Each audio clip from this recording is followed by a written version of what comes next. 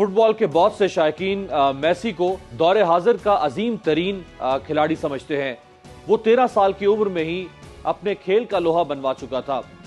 اس کو بچپن میں کھیلتے ہوئے دیکھ کر فٹ بال کے بیشتر کوچز اس بات پر متفق تھے کہ ارجنٹائن کا یہ لڑکا مستقبل کا عظیم ترین کھلاڑی بنے گا۔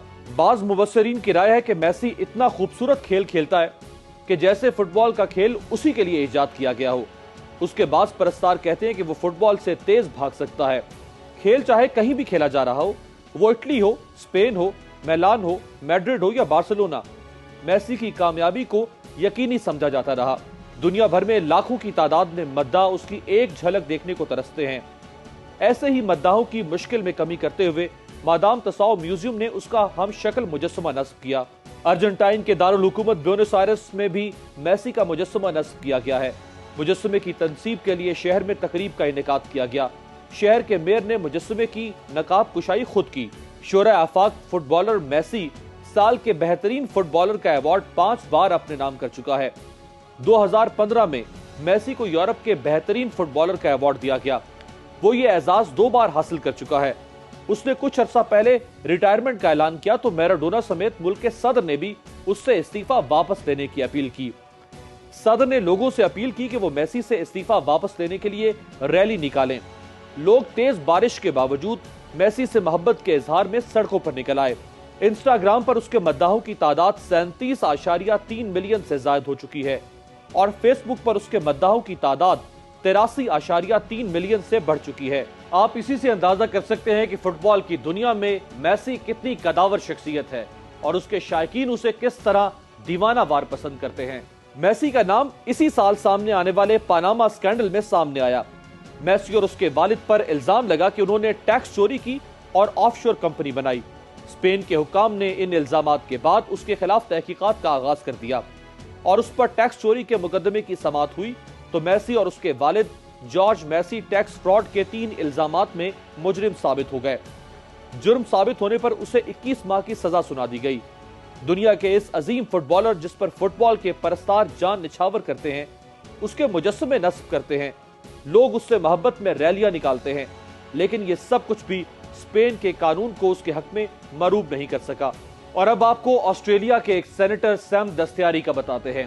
سیم آسٹریلیا کی لیبر پارٹی کا اہم ترین سینیٹر تھا۔ اس پر الزام لگا کہ اس نے ایک امیر ترین چینی بزنس مین سے $1671 ڈونیشن وصول کی۔ صرف اور صرف $1671 ڈونیشن وصول کی۔ ڈونیشن کا وصول کرنا بظاہراً قانونی نہیں بلکہ اخلاقی تقاضوں کے خلاف تھا۔ اس الزام کے سامنے آنے کے بعد لوگوں میں اس کے خلاف نفرت بڑھنے لگی۔ اسے عوامی عہدے اور اعتماد کو ٹھیس پہنچانے کا ذمہ دار قرار دیا جانے لگا، حتیٰ کہ سیم نے اپنا استعفیٰ اپنی پارٹی کے سربراہ بل شارٹن کو بھجوا دیا۔ اس نے ان الزامات کو جمہوریت کے لیے خطرہ قرار دینے، جمہوریت کے ڈی ریل ہونے جیسے بہانے تلاش کرنے کے بجائے چند روز پہلے شرمندگی اور ندامت کا اظہار کرتے ہوئے استعفیٰ دیا اور عوام سے معافی مانگتے ہوئے یہ کہا: This has been a difficult week, and this afternoon I've made a difficult decision. From the beginning, I freely admitted that I made a mistake. I made all the necessary disclosures, and what I did was within the rules, but it was wrong. I fell short of the duty I owe to the people I'm so proud to represent. That the ongoing examination of my behaviour is taking attention away from bigger issues facing Australia. It's not fair to the millions of people who rely on Labor for my personal issues to distract from the bigger fights that we face, for jobs, for schools, for Medicare. I made a mistake and I'm paying the price for that mistake.